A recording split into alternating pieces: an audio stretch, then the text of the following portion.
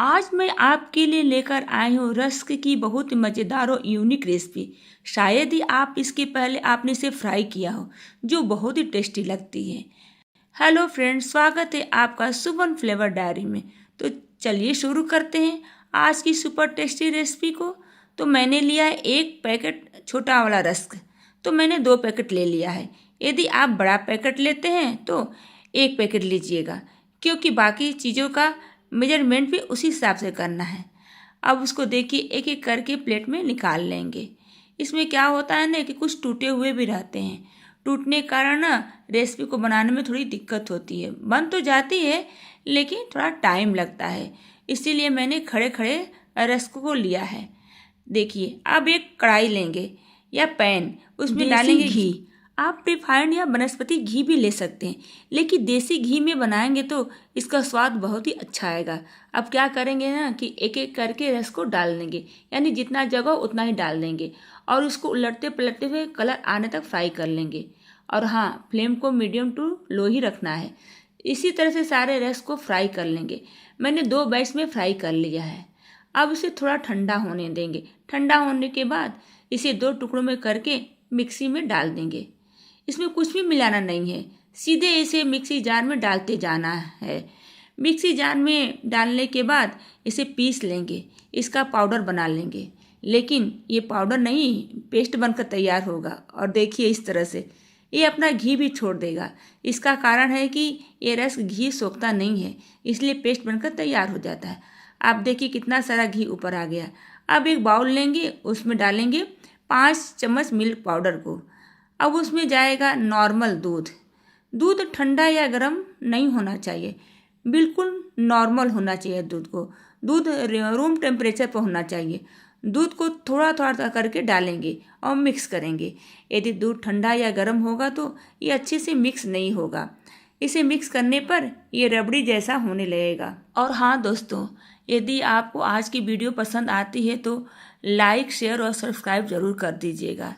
देखिए ये रबड़ी बनकर तैयार हो गई। देखिए लग रहा है ना बिल्कुल रबड़ी।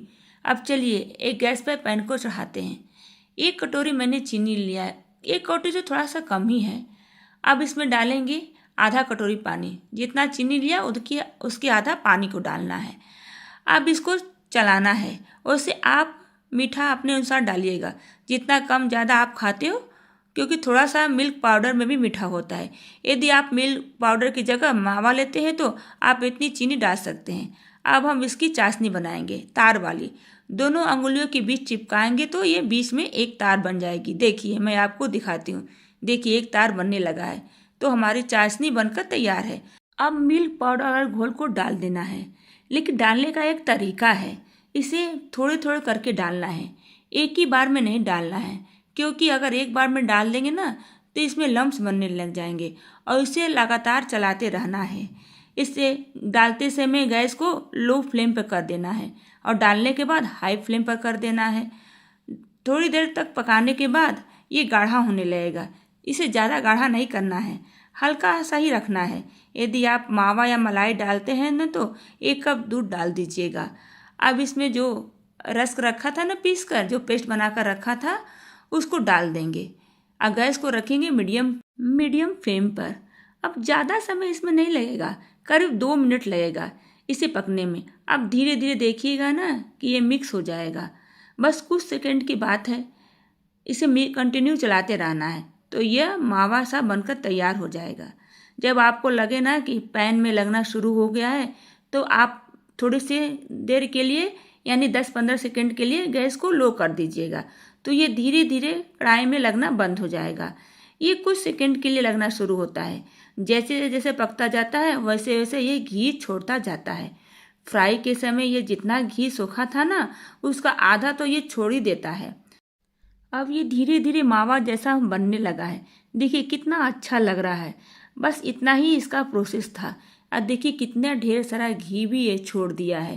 तो इस घी को क्या करेंगे ना कि निकाल लेंगे, जिससे ये घी हमारा बर्बाद ना हो। तो चलिए इस मावा को अब तैयार कर लेते हैं। अब इसके सेट करने के प्रोसेस को करते हैं। तो मैंने एक कंटेनर ले लिया है, मिठाई का डिब्बा। आप कोई भी बर्तन ले सकते हैं। अब इसमें मैं एक बटर पेपर को डालूँगी, जिससे कि मिठाई हमारा जो है ना वो आसानी से निकल जाए। अब इसके बाद जो मैंने ये मावा बनाकर तैयार किया था रस्क वाला ना, उसको इसमें धीरे धीरे डालते जाएंगे। इसको गर्म ही सेट करना है, ठंडा करने पर ना ये ज़्यादा बिखरने लगेगा। जैसे जैसे ये ठंडा होगा ना, सेट होने में उतना ही दिक्कत होगा।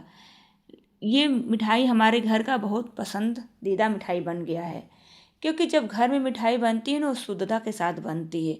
और ये मिठाई तो देसी घी में बना है, जिसका स्वाद का और सुगंध का कहना ही क्या, जो बहुत ही लाजवाब है। अब ये एक चीज़ आपको दिखाती हूँ, देखिए ये जो हाथ में इतना घी सारा लगा है ना, इसी से इसका फ्लेवर बहुत ज़्यादा आता है, इसलिए घी में फ्राई की थी। अब इसे गर्म में ही काट लेना है, कोई भी मनपसंद शेप में कटिंग कर लीजिएगा। और यदि जल्दी खाना चाहते हैं तो फ्रिज में 15 से 20 मिनट के लिए रख दीजिएगा, जिससे ये जल्दी सेट हो जाए। यदि जल्दी नहीं खाना है तो 1 घंटे के लिए इसे छोड़ दीजिएगा, सेट हो जाता है। सेट होने के लिए ज़्यादा समय नहीं लगता है, क्योंकि मैंने तार वाली चाशनी बनाकर डाली थी ना, इससे ये अच्छे से सेट हो जाता है, बिखरने नहीं देता है।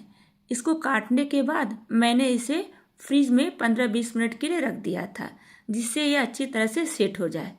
तो 15-20 मिनट हो चुके हैं, तो मैंने इसे फ्रिज से बाहर निकाल लिया है। तो देखिए ये कितना बढ़िया सेट हो गया है। अब इसको एक प्लेट में ट्रांसफ़र कर लेते हैं और इसका बटर पेपर निकाल देते हैं। तो चलिए एक प्लेट में ट्रांसफ़र करते हैं। तो देखिए हमारी ये मिठाई बनकर कितनी अच्छी सी हो गई है, रेडी हो गई है। देखिए अब आप इस मिठाई का क्या नाम देंगे, मुझे कमेंट बॉक्स में ज़रूर बताइएगा।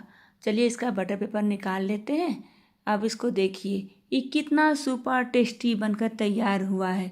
इसमें कुछ ज़्यादा खर्च नहीं है दोस्तों, ये खाने में बहुत टेस्टी लगता है। इसमें न कुछ मावा है, न दूध है, न मलाई है, सिर्फ 10 रुपये के 2 पैकेट रस्क से बनकर तैयार हो गया है। ये बहुत ही क्रंची जैसा लगता है। अब इसको हमने पहले से काट कर रख लिया था, और ऊपर से हल्का सा चाकू लगाएंगे तो ये अच्छे से शेप में अलग होने लगेगा। तो लीजिए ये सुपर टेस्टी मिठाई बनकर तैयार हो गया है।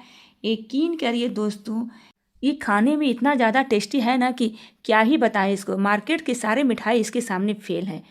अब मैंने इसको काजू से सजा दिया है, काजू के टुकड़े को हर पीस पर रख दिया है। देखिए कि इतना सुपर टेस्टी ये मिठाई लग रही है। तो दोस्तों आप भी बनाइए इस सुपर टेस्टी मिठाई को ज़रूर, और मुझे कमेंट में ज़रूर बताइए कि आपकी ये मिठाई कैसी बनी थी। और हाँ, आप लोगों के यहाँ इस मिठाई का क्या नाम दिया जाता है? मेरे यहाँ तो इस मिठाई को लोग कोई लाल पेड़ा बोलता है, कोई मिल्क केक बोलता है इसे।